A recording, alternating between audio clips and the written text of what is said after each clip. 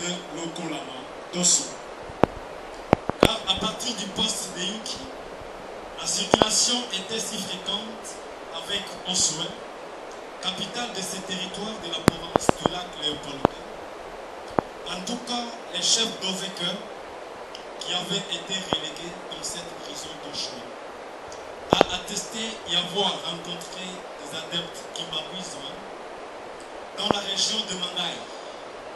Alaver s'illustra très tôt par son enseignement et ses délivrances de l'emprise de la sorcellerie. Chonvuno qui, au début s'appelait Zambé Malem, s'est réclamé du Saint-Esprit pervers, qui une fois évoqué s'exprimait par des trans et par la glossologie et parlait en langue. Les centres du mouvement étaient le village des chemins, la Jérusalem de cette église, qui avait des connexions évidentes avec ce qui s'appelait au Kassai, où les adeptes étaient qualifiés de Bénin, Zambi, Malemba. Tout cela ne fut pas pour plaire à l'administration coloniale, à la suite de nombreuses tracasseries. L'ange de l'administrateur territorial, Ivan Rapp, procéda à son arrestation en 1959.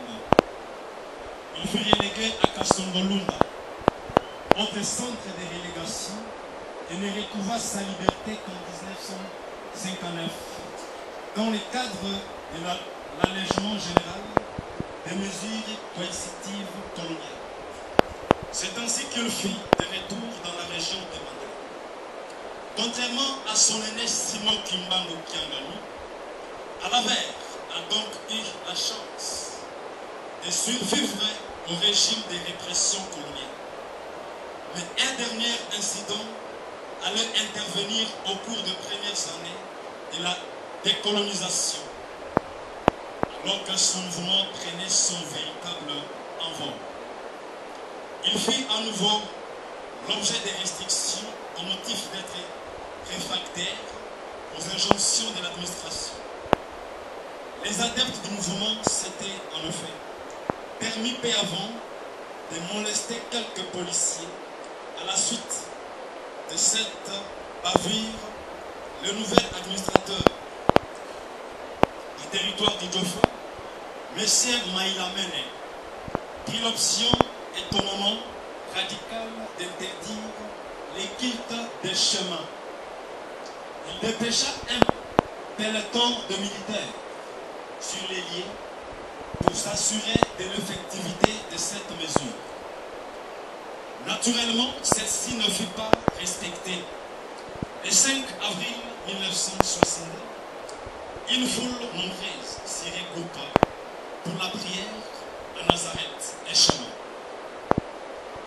Les militaires incendièrent l'église et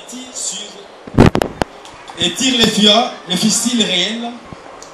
Il y eut des centaines de victimes. On dénombra 180 corps calcinés. Le prophète Seigneur fut à nouveau arrêté, transféré et condamné à Kinshasa.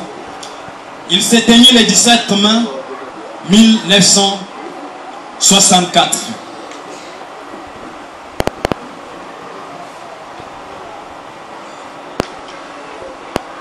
L'église d'Alaver, enfin reconnue par l'État, a connu depuis lors, comme on le constate, une expansion fulgurante.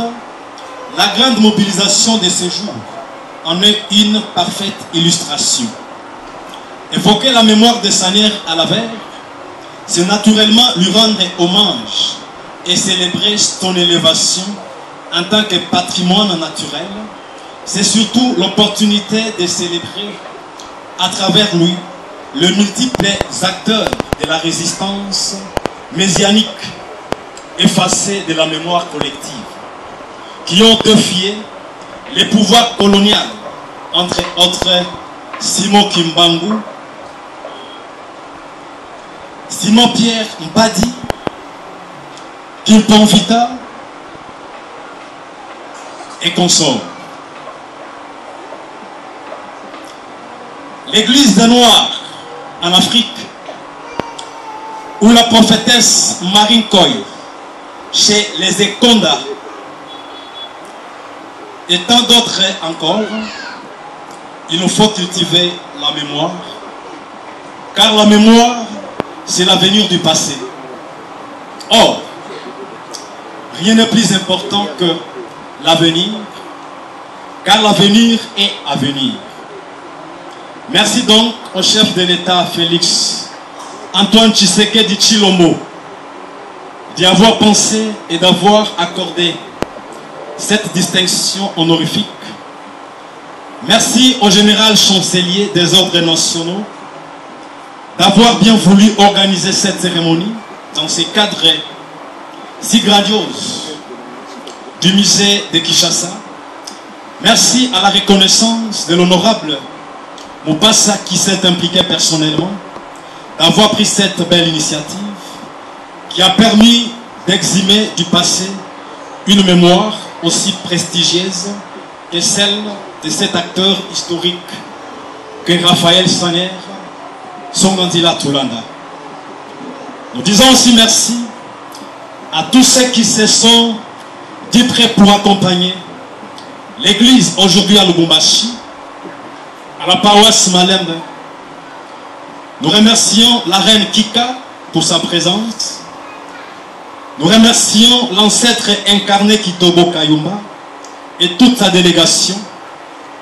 Nous remercions les représentants étatiques qui sont ici sur place et tous les autres invités dont nous reconnaissons encore les noms et tous ceux dont nous avons oublié les noms. Sentez-vous remerciés pour votre présence. À la reconnaissance du discours historique du professeur Isidore Ndayuel Nziem, historien professeur éminent de l'université de Kinshasa, membre de l'Académie congolaise des sciences, de l'Académie africaine des sciences religieuses, sociales et politiques, et de l'Académie royale des sciences d'outre-mer. Nous disons à tous les professeurs qui s'impliquent pour faire découvrir la vérité cachée de l'Afrique, nous les remercions. Nous disons merci au révérend pasteur Freddy Ebouana, chef de paroisse, pour nous avoir réunis à cette occasion, accompagné au révérend pasteur Yves Aboulé et tous les diacres. Nous remercions les conseillers juridiques pour avoir donné son implication personnelle à l'organisation de cette cérémonie. Nous remercions les chefs des districts ecclésiastiques du Haut-Katanga, les révérends pasteurs Lita ainsi que son adjoint Jacques Zandou. Nous remercions les pasteurs provinciaux, bien qu'absents, les révérends pasteurs Moïse Condé et toute son équipe de la province ecclésiastique. Nous remercions les mamans Cielo qui sont là, la chorale et tout le monde.